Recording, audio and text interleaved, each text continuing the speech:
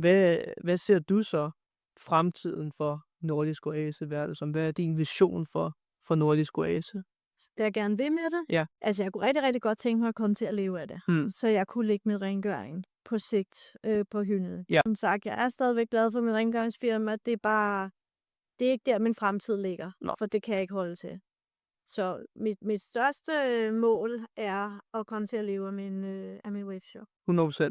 Og er der ellers nogle spændende projekter eller nye produkter på vej, som du ligesom kan dele med os her på den her podcast-ting? Jeg ved ikke lige, om der er sådan med på den måde nye produkter, men jeg skal da på fredag skal jeg ud til en leverandør i hvert fald og købe lidt ind. Så der kommer lige om lidt nye produkter på webshoppen. Og så med hensyn til projekter, så kan man jo også se frem til, både med denne her, men også fremadsigtet, som jeg snakker om, at der kommer mere content, mere info om dig og virksomheden, sådan, så man kan lære dig og virksomheden at kende lidt mere internt, og ligesom forstå længerevarende format af, hvem Nordisk Oase er, og hvem du er som person også.